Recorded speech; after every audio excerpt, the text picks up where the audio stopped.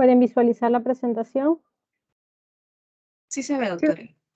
Ok, muy bien. Entonces, el día de hoy, jóvenes, vamos a iniciar con la primera clase del primer capítulo del curso de terapéutica que habla sobre investigación. Esta semana vamos a hablar sobre los tipos y diseños de estudios de investigación y la aplicación de una herramienta básica para lectura crítica de los artículos que conforme ustedes se vayan desarrollando en la carrera van a tener que realizar, ¿no? Entonces, vamos a empezar primero comentando cuáles son los tipos de diseños de investigación.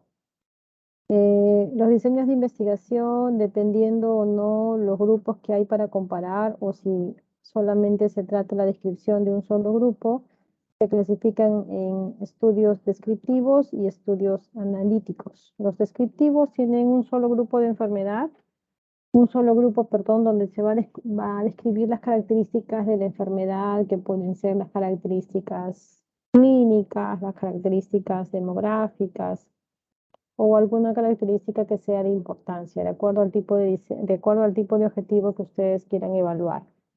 En cambio, los estudios analíticos, como su nombre lo dice, se trata de analizar o comparar a través de dos grupos si es que existen diferencias buscando algún factor o identificando algún tipo de característica o variable si es que son diferentes en ambos grupos. Entonces, en base a esto, los estudios descriptivos se clasifican en estudio de reporte de un caso o en serie de casos o los estudios ecológicos. La diferencia principal entre reporte de casos y los estudios ecológicos es que los estudios de reporte de casos o serie de casos analizan a la persona o al hallazgo, al dato a nivel individual.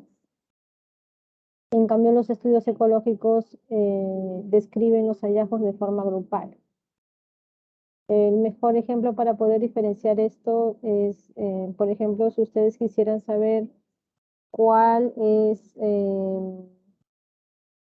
la nota promedio o la nota promedio de, digamos, un alumno específico del quinto año de medicina, ¿no? Digamos que por orden de lista quisieran saber la nota promedio del alumno en el número 15 de la lista, ¿cuál es? Ese es el análisis o descripción de forma individual. En cambio, en el estudio ecológico sería cuál es el promedio de las notas de todos los alumnos del quinto año de medicina. Ya no se hace, obviamente para obtener el promedio se saca de los promedios individuales, pero el valor que ustedes toman es el promedio en conjunto. A eso se refiere con los estudios ecológicos. Y la principal finalidad de los estudios descriptivos es describir cómo es la enfermedad. Es el primer paso cuando se quiere conocer una nueva enfermedad. ¿Recuerdan ustedes cuando sucedió lo de la pandemia del COVID en el año 2020, fines del 2019, empezaron a salir primeros estudios descriptivos donde daban cuenta cuál era la manifestación clínica más frecuente del COVID, cuántos pacientes podrían de repente, en qué proporción desarrollaban fiebre, cuando se presentaron a describir manifestaciones neurológicas, cuáles eran las manifestaciones neurológicas más frecuentes. Entonces, esta primera fase del diseño de investigación nos permite conocer sobre todo enfermedades que recién están emergiendo. Y es ahí, de estos estudios descriptivos, es donde se pueden o salen las hipótesis que ya se van a mandar a analizar en estudios o ensayos analíticos. En los estudios analíticos existe también una clasificación de los tipos de estudios analíticos. Están los estudios transversales, los estudios casos y controles, el estudio de cohortes y los ensayos clínicos. Todos estos diseños de estudio tienen grupos de comparación. ¿Y qué es lo que se va a obtener aquí? Se van a obtener medidas de frecuencia y medidas de asociación, porcentajes, tablas, medias, medianas, odds ratio, riesgo relativo, dependiendo del tipo de diseño. Entonces, el tipo de diseño que ustedes pueden escoger para un objetivo de investigación va a depender de qué es lo que ustedes quieren conocer o saber o identificar, ¿no? El ejemplo o la característica fundamental cuando se habla de un reporte de casos, un reporte de una serie de casos, Es cuando se quiere dar a conocer algún caso que no es habitual, que no está descrito de forma común en la literatura. Y remontamos a ejemplos que no son muy antiguos, vemos que después de la pandemia COVID-19 hubieron algunos pacientes o se quiso demostrar algún tipo de asociación o no de los pacientes que tenían COVID y hacían stroke. O también hubo reporte de casos de pacientes que empezaban a hacer síndrome de Guillain-Barré asociado a la colocación de la vacuna anti-COVID-19. Entonces, esta serie de casos son situaciones que no se esperan y que son inusuales. Es el objetivo por el cual se podría plantear un reporte de caso o una serie de casos. Si hablamos de los estudios ecológicos, como les había comentado, la unidad de observación, el dato que se toma no es individual, sino es colectivo, de un grupo de personas. Promedio ponderado del quinto año de medicina, por ejemplo, quiero comparar el promedio ponderado del quinto año de medicina de la Universidad Villarreal versus la Universidad Cayetano, o de la Universidad Cayetano versus la Universidad San Marcos. Eso sería un estudio ecológico porque estoy tomando el promedio ponderado del grupo de promoción, no a nivel individual. Y también debemos conocer que existen estudios observacionales y estudios experimentales. La diferencia entre los estudios observacionales y los estudios experimentales es lo que ustedes ven aquí y que figura en rojo, que no hay una randomización o una asignación aleatoria de la intervención. Si no hay una asignación aleatoria de la intervención, corresponde a un estudio observacional. Si el investigador puede asignar de forma aleatoria la intervención, entonces ya corresponde a un estudio experimental. Todo estudio observacional dentro de los estudios analíticos, por supuesto, porque ustedes dense cuenta que acá hay dos grupos de comparación. Tiene un grupo de control, que puede ser, si lo hablamos desde el punto de vista de medicamentos, el medicamento actual, el standard of care que reciben los pacientes.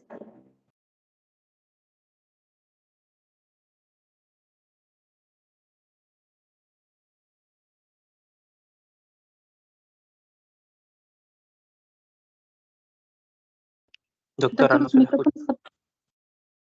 ¿Tu audio está apagado, doctora?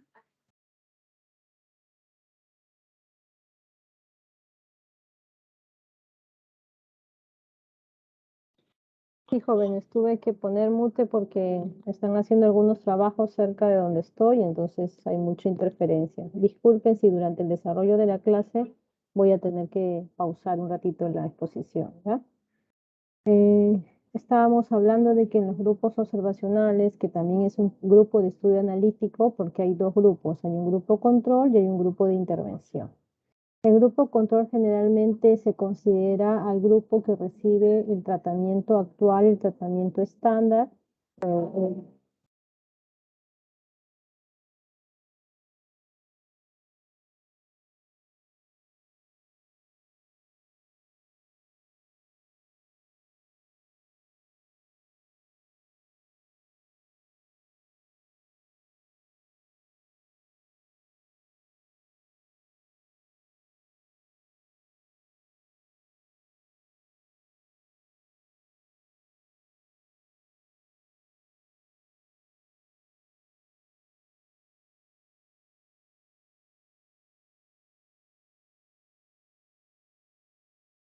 Ok, vamos a ver un ratito qué tanto podemos avanzar.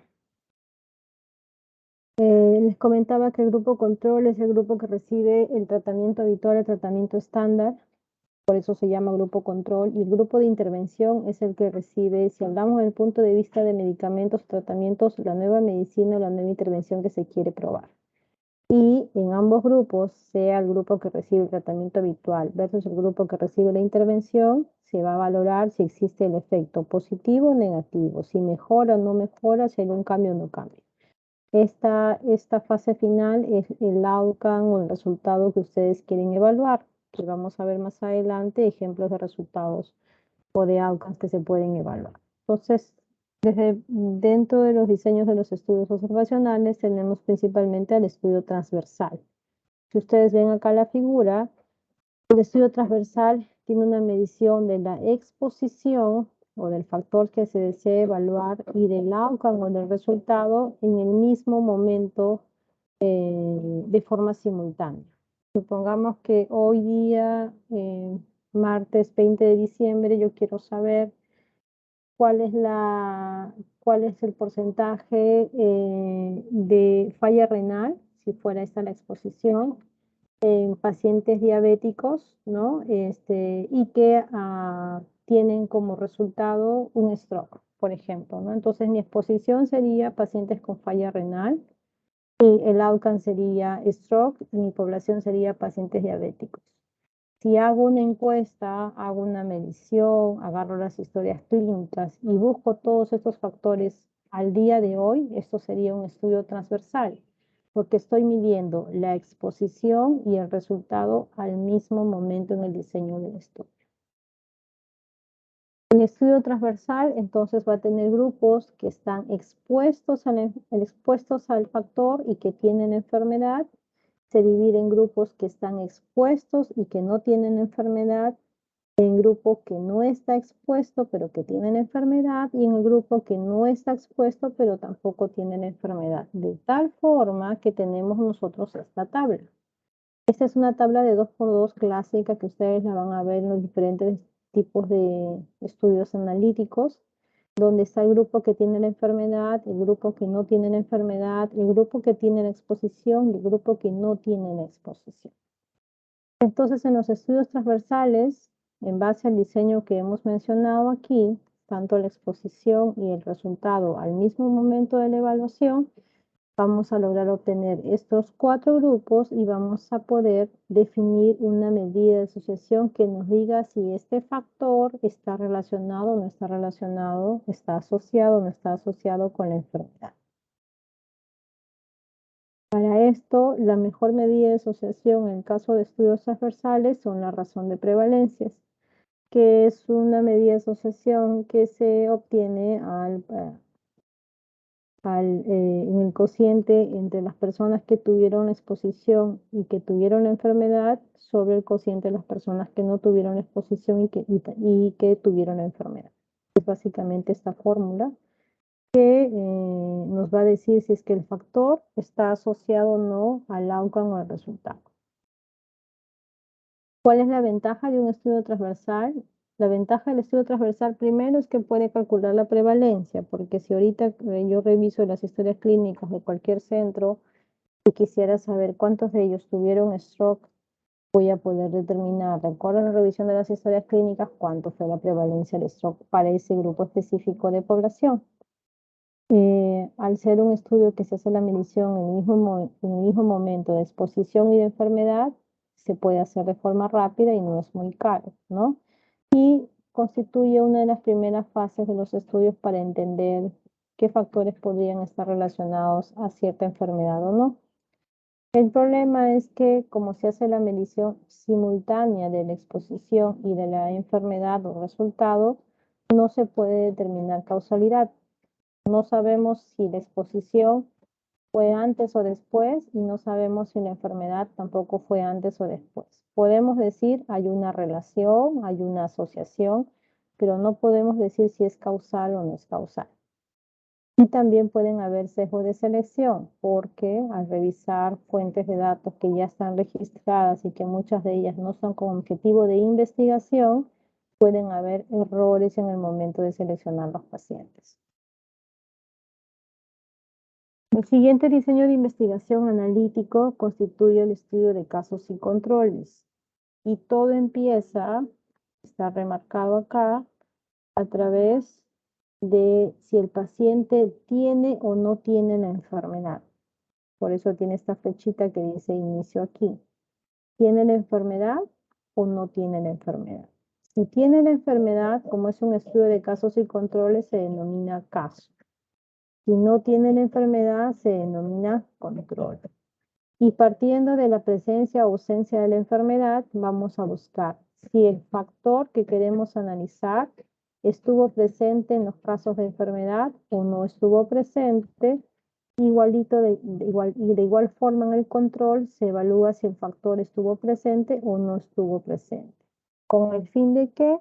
Con la finalidad de tener nuestra misma tabla de 2×2, enfermedad, no enfermedad, expuesto y no expuesto. Pero en el estudio de caso y control no se calcula la razón de prevalencia como vimos en los estudios transversales. En el estudio de caso y control lo que se calcula es el odds ratio o la razón de momios que se conoce, que básicamente es la multiplicación, el cociente de la multiplicación de estos odds de las personas que han sido expuestas y que tienen enfermedad sobre las personas que no tienen enfermedad y no han sido expuestas. Entonces, la medida de asociación para los estudios transversales es la razón de prevalencia. Para los estudios de casos y controles es el odds ratio. Tienen ustedes la fórmula ahí. ¿Cuáles son las ventajas de los estudios de casos y controles? Que es una buena herramienta cuando las enfermedades son poco frecuentes o son raras. Por ejemplo, ustedes saben que hay muchísimos casos a nivel no solamente mundial, sino a nivel de Perú, de la localidad, de epilepsia, ¿verdad? Es una enfermedad muy común, muy frecuente en las consultas. Pero epilepsia refractaria ya son casos aún más raros o poco frecuentes. O epilepsias refractarias asociadas a encefalitis autoinmunes lo son aún más. Entonces, si yo quisiera buscar qué factor puede estar asociado a que un paciente tenga epilepsia refractaria o no, sería de repente más conveniente utilizar un estudio de caso y control porque la epilepsia refractaria no es tan común como una epilepsia general, ¿ya? Y cuando quiero buscar qué factores están asociados a una epilepsia refractaria, de repente puedo buscar si el inicio precoz de la epilepsia es un factor asociado, si la mala adherencia es un factor asociado, si tener enfermedades concomitantes es un factor asociado, si la mala elección del fármaco antiepiléptico desde la primera vez que ha sido tratado el paciente es un factor asociado. Puedo buscar varias exposiciones en estudios de casos y controles, porque como parto de la enfermedad, múltiples exposiciones pueden ser evaluadas, tanto en casos y en controles, y es relativamente rápido y el costo no es tan alto. La desventaja es que como yo voy a seleccionar la cantidad de casos y la cantidad de controles, porque eso se hace en base al cálculo del tamaño de muestra, yo no puedo calcular la prevalencia porque prácticamente el investigador está calculando por su tamaño de muestra cuántos pacientes van a ser parte del estudio. Entonces no se puede calcular la prevalencia. A veces es difícil determinar la secuencia temporal porque no se puede establecer de forma clara si, qué tan definido está la presencia de la exposición antes del inicio de la enfermedad. Entonces, por eso puede haber cierta dificultad.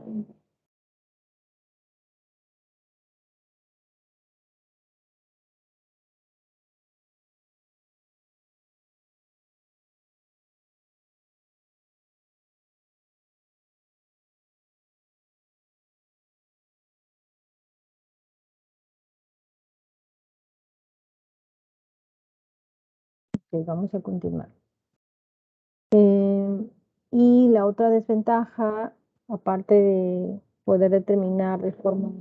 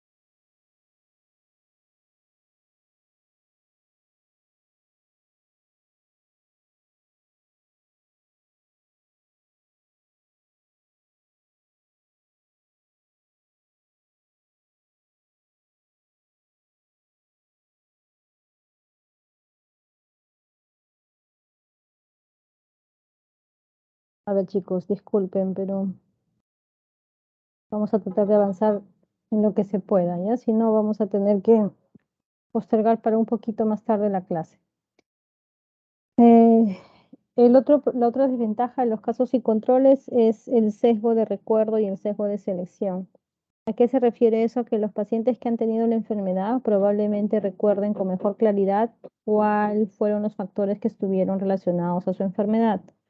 De repente, si un paciente tiene stroke y otro paciente no, el paciente con stroke puede recordar si efectivamente tomaba o no las medicinas para la presión, diabetes, si tuvo síntomas previos o no, si recuerda haber tenido debilidad, mareos o algún otro síntoma que el paciente que no ha tenido la enfermedad no lo pueda recordar de forma clara. A eso se refiere con el sesgo de recuerdo. Y el sesgo de selección, básicamente, si es que no hay una buena, adecuada calidad de los datos, los pacientes no pueden ser seleccionados de forma adecuada, ¿ya? El siguiente estudio analítico es el estudio de cohortes, y a diferencia del estudio de caso y control, no empieza de la enfermedad, sino empieza de la exposición. La exposición al factor o la ausencia de la exposición. Y en base a la exposición se va a buscar en el tiempo si se presenta o no se presenta la enfermedad en el grupo de expuestos y en el grupo de no expuestos. Por ejemplo, retomando el primer caso, si quisiéramos saber si los pacientes con insuficiencia renal desarrollan o no desarrollan stroke, entonces seleccionaremos al grupo de pacientes que tienen insuficiencia renal versus el grupo que no tiene insuficiencia renal, y entre los que tienen insuficiencia renal vamos a ver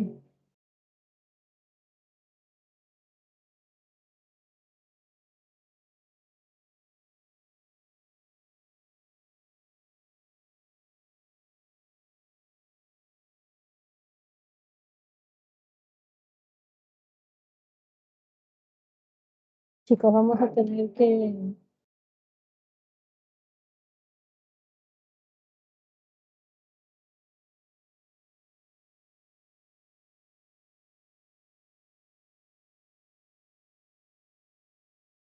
jóvenes, vamos a tener que suspender la clase una media hora porque esto no debe durar más de media hora. No voy a poder continuar la clase con tanta interrupción. Ya, más bien disculpen, pero nos volvemos a conectar a las 4:30, por favor, ¿ya? Porque no, con tanta interrupción no vamos a poder terminar la clase. ¿Está bien, jóvenes? Sí, 4:30 nos sí, conectamos entonces. Sí, doctor. 4:30.